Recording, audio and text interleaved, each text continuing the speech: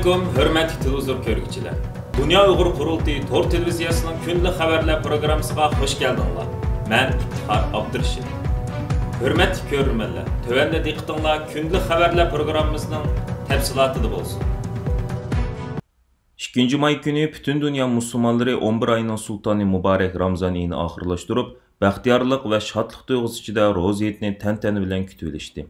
Muhaciratdagi Sharq Turkistonlik qarindoshlarimiz vatandagi ota-ona, urug' tuqqan, do'st yaranlari va suyimlik xalqining dardi pirog'ida qayg'urish, hasratlanish va azoblanish tuyg'usi ichida muqaddas ro'zitni g'ashlik, mayuslik ichida kutib olishga majbur bo'lib keldi. Dunyo Uyg'ur Qurultayining ro'zit munosabati bilan e'lon qilgan tabrikida mundoq deyildi. Assalomu alaykum aziz yurtdoshlar. Dunyo Uyg'ur Qurultayi bo'lish suhbatimiz bilan vatan ichi va sirtida yashayotgan Sharq Turkistonlik butun qarindoshlarimizning ro'zitini muboraklaymiz va aziz xalqimizga Janob Allohdan erkinlik, hurlik, omonlik, baxt saodat tilaymiz. Aziz qarindoshlar, har qatim butun dunyo musulmonlarini shodlik cho'mdirgan mana shunday xosiyatli hit bayramlar yetib kelganda, haqiqiy bir usti ochiq turmaga aylangan vatanimizda Xitoy zulmi ostida azob chekayotgan xalqimiz Xitoyning vahshiy zindonlarida, jazo lagerlarida jon talishayotgan millionlagan begunoh qarindoshlarimiz, Xitoyning ichkari o'lkalarida qul o'rnida majburiy ishlatilayotgan qarindoshlarimiz, yana shundaqla vatansizlik dardidan ko'rish imkoniyatimiz bo'lmagan vatandagi ota-ona, urug' tuqqan va do'st yaranlarimiz ko'z oldimizda namoyon bo'ladi va buningdan cheksiz azoblanamiz. Hammamizga ma'lum bo'lgandek, vatanimiz Sharq Turkiston kommunist Xitoyning tajovuziga uchragandan buyon vatan ichidagi xalqimizning biror kunmi xotirjamlik va shodlik ichida o'tib boqqani yo'q. Xalqimizning har bir kuni qonliq yosh to'kish va musibat ichida hasratlanish bilan o'tdi. Muhojiratdagi qarindoshlarimiz vatandagi ota-ona, urug' tuqqan, do'st yaranlari va suyimlik xalqining dardi pirog'ida qayg'urish, hasratlanish va azoblanish tuyg'usi ichida bugünkidek hit bayramlarini kutib olishga majbur bo'lib keldi. Bugun biz Sharq Turkistonliklar tarixda misli ko'rilmagan zo'r irqiy yo'qotishga duch kelayotgan bir xatarlik vaziyatda turibdimiz. Mustabid Xitoy hokimiyatining xalqimizga qaratgan fashistik qilmishlari bugun butun xalqaro jamoatchilikni uyg'otdi. Dunyo madaniyatiga shonliq to'hfalarni qo'shgan Uyg'ur xalqining bir butun millat sifatida yo'qolib ketishiga taqat qilib tura olmagan xalqaro jamoatchilik mustabid Xitoy hokimiyatidan buning hisobini so'rash uchun harakat etishga boshladi. Mana shunday xalqiliq bir paytda barliq Sharq Turkiston xalqi cho'qim qayg'uni kuchga aylantirib, Xitoy qarshi birlik sapni mustahkamlab, Sharq Turkiston davosini kuchaytirish yo'lida yuksak jasorat va fidokorlik ro'yi bilan millat sifatida jiddiy harakatga o'tishimiz to'liq zarurdir. Agar biz insoniy haq-huquqlarimizni, qadr-qimmatlarimizni, milliy va diniy mavjudligimizni qo'g'dab qolamiz va Yevropa musulmonlariga o'xshash erkin va azod holda hayotimizni qutlaqlaymiz deydiganmiz, u holda cho'qim xalqimiz kelayotgan butun zulm va baloy ofatlarning tub manbai hisoblangan Xitoy hokimiyatining mustamlikasidan va bo'yinturqidan uzil-kesil qutulish uchun kurash qilishimiz va bu sharafli yo'lda butun fidokorligimizni ko'rsatishimiz lozim. Mana bu Sharq Turkiston xalqining birdan-bir chiqish yo'lidan iborat. Oxirida aziz qarindoshlarimizning muborak ro'ziyatini qayta tabriklaymiz va sizlarga salomatlik va baxt tilaymiz. Hammanglarning haytinglarga muborak bo'lsin. Germaniyada yashayotgan Uyg'ur qarindoshlarimiz 11 ayning sultoni muborak Ramazon oyini ibodat va xayr-ehson bilan tamomlab, 2 may ro'ziyatini iftixorlanish tuyg'usi ichida kutib oldi. Germaniyaning Myunxen shahrida yashayotgan Uyg'urlar Dunyo Uyg'ur Qurultayi diniy ishlar komitetining maxsus o'rinlashtirishi bilan Myunxen shahridagi Uyg'ur masjidiga jam bo'lib ro'ziyat namozini birlikda o'tkazdi va o'zaro bir-birining hitini muboraklashdi. Hit namozida jamoat bilan birga bo'lgan Dunyo Uyg'ur Qurultayining raisi Dolqun Ayso apandim namozdan keyin istansimiz qilgan so'zda butun dunyo musulmonlarining, jumladan vatan ichi va sirtidagi Sharq Turkistonlik qarindoshlarimizning ro'ziyatini tabriklaydiganligini ifoda qilish bilan birga, mushu fursatdan foydalanib Sharq Turkiston xalqining hurligi va ozodligini qo'lga keltirish yo'lida qimmatli hayotlarini taqdim qilgan aziz shahidlarimizga bo'lgan oliy hurmatini va cheksiz seg'inishimizni izhor qilganligini, Xitoyning zindonlarida, jazo lagerlarida va majburiy emgak maydonlarida jon talishayotgan millionlagan qarindoshlarimizga Janobi Allohdan hurlik tilaydiganligini bildirdi. Navbatda Germaniyada taxminan 2000 ga yaqin Uyg'ur bo'lib, bularning mutlaq ko'p qismi Germaniyaning qadimiy shahri Myunxenda yashaydi va bu yerdagi Uyg'urlar uzun yillardan buyon hit namozlarini birga o'tab kelmoqda. Bu qitimqi hit namoziga imomlik qilgan Dunyo Uyg'ur Qurultayi ijroiya komitetining muavin raisi diniy ulamo Turg'unjon Hojim Namazning oldi va keyinda bergan xutbasida va qilgan duosida Sharq Turkistonning ozodligi, xalqimizning erkinligi va hurlik uchun qimmatli hayotlarini taqdim qilgan aziz shehidlarimizning ro'yiga atab duo qildi va Sharq Turkiston xalqiga Janob Allohdan baxt saodat tiladi.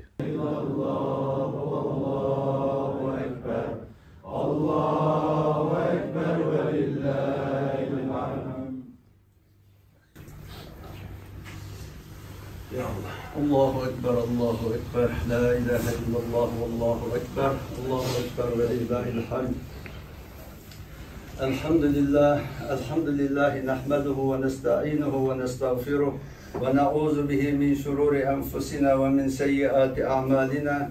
Men yehdihillahu fela mudille leh ve men yudlil fela hadiye leh. Ve neşhedü en la ilahe illallah vahdehu la şerike leh.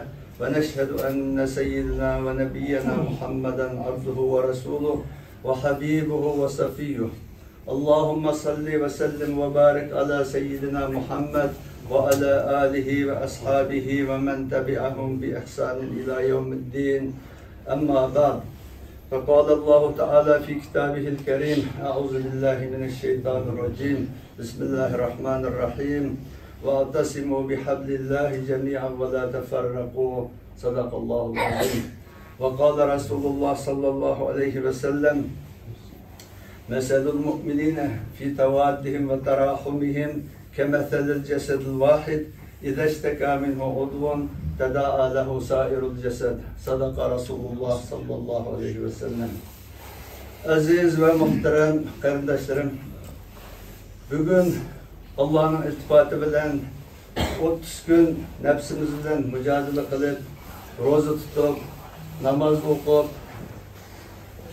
teravih namazları okup, ibadet kılıp, sadaka, zakat, fitrlerimizden berip, özümüzni paklagandan keyin Allah Teala'nın iltifatından bana bugün roza heyt günüge eriştik. Demek 30 gün içinde bizden bütün kılgan, ötken yıllarda kılgan bütün günahlarımız, aşı bizden tutkan rozamız bilen ve kılgan ibadetlerimiz bilen, bergen sadık fitrlerimiz, zekatlarımız bilen paklandık. Yani Allah Teala bizni Ramazan'dan pakladı. Nefsimizni havayı hevesten ve açgözlükten ve birbirimizge bolgan körenmeslik, pişli basat, cedel macerada bizni pakladı. Allah'a şükür Ramazan'ın ayeti yakşı, inaklık, birlik, beraberlik şiddet ötküzüp aldık. Elhamdülillah. İnşallah bunun dinki Allah bizni, hemimizni aşında ittifak, inak, birlik, beraberlik içinde ötüşkünüz kutsun inşallah. Turg'unjon hojim xutbasida yana chet ellarda yashayotgan butun Sharq Turkistonliklarni o'zaro do'stlik, qarindoshlik va birlik ittifoqlikni yanada kuchaytirib, Sharq Turkiston xalqining hurligi va ozodligini qo'lga keltirish uchun elib berayotgan milliy harakatimizga aktivlik bilan qatnashishga chaqirdi. Namozdan keyin qarindoshlarimiz bir-biri bilan qizg'in salomlashib, o'zaro hayitlarini muboraklashdi.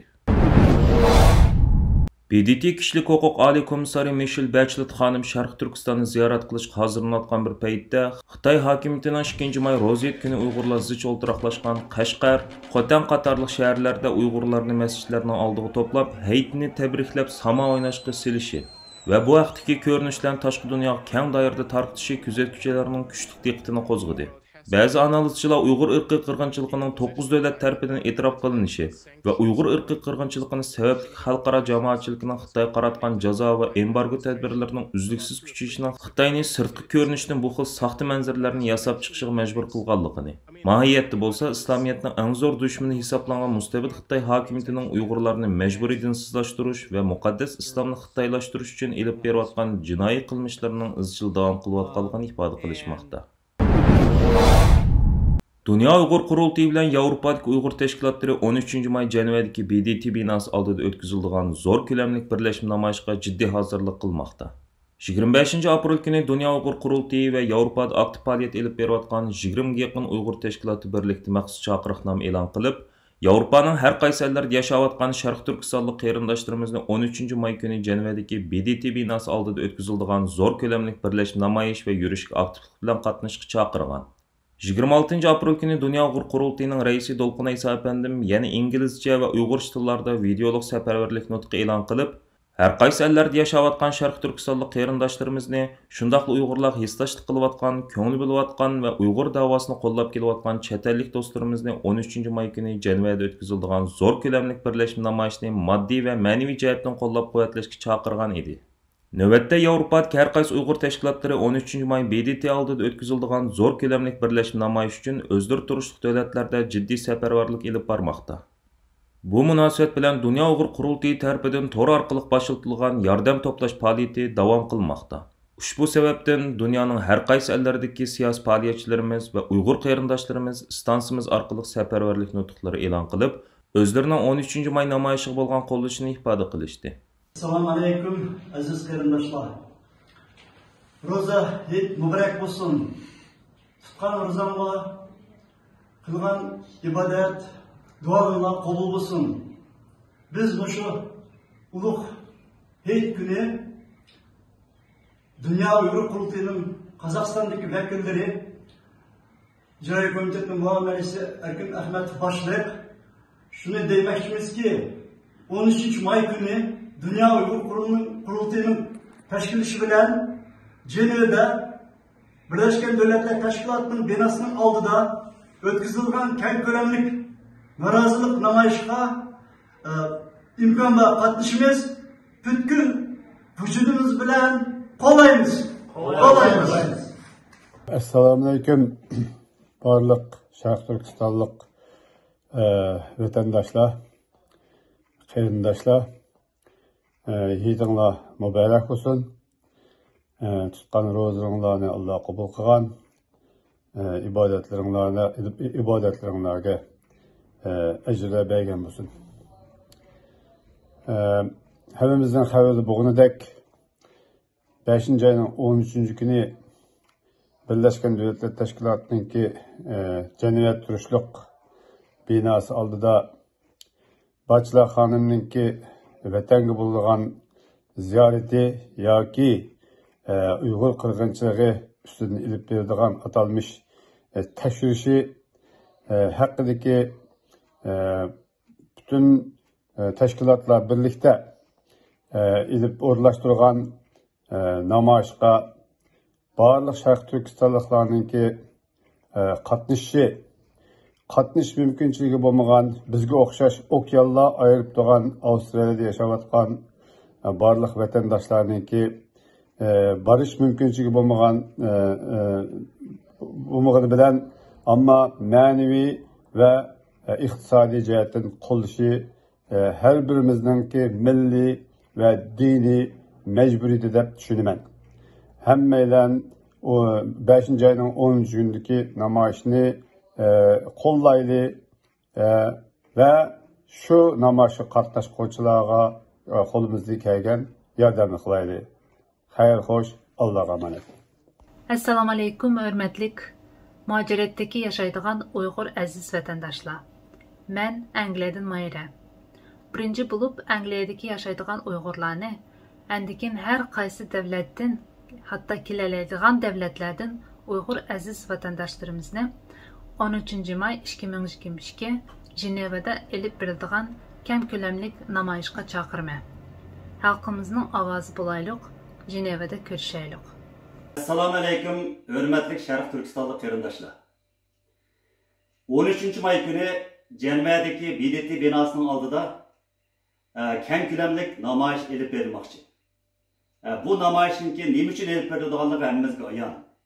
Ya'ni BDT Oliy komissari Michel Bachelet vatanimizga Xitoyning Sharq Turkistonda olib berayotgan irqiy qirg'inchiligini tekshirish uchun ziyoratga bormoqchi. Lekin bu ziyoratning biz kutgandagidek haqiqiy bir tekshirish ziyorati bo'lamdi yoki Xitoy umid qilgandagidek, Xitoy kutgandagidek bir ziyorat bo'lamdi. Bu masala bizni hammamizni chunqur o'yga solmoqda va andishlantirmoqda. Biz 13 may olib beriladigan bu namoyishimizda dal o'zimizning mushu andishimizni BDT'ga, Michel Bachelet xonimga yetkazmoqchi. Shuning uchun bu kunki namoyish nihoyat muhim, tarixiy bir qatimliq namoyish, bir qatimliq jiddiy jang desakmi bo'ladi. Şunun için ben bütün dünyadaki Şərq Türkistanlık qarindoshlarni, şu cümleden özüm turvatkan Norvegiyadaki barcha vatandaşlarni 13 may Januarda o'tkaziladigan shu namoyishga qatnashishga, namoyishga borolmagan taqdirda moddiy yordam orqali o'zining milliy burchini, tarixiy burchini ado qilishga chaqiraman. Rahmat. Aziz ko'rurmanlar, yuqorida Dünya Uyghur Qurultayı Tor televiziyasining kunlik xabarlar programmasini diqqatingizga sundim. Keyingi qitimliq programmamizda ko'rishaylik. Aman bo'lgaysizlar. Stansiyamizning YouTube kanaliga a'zo bo'lishni unutmang. Xayr xo'sh.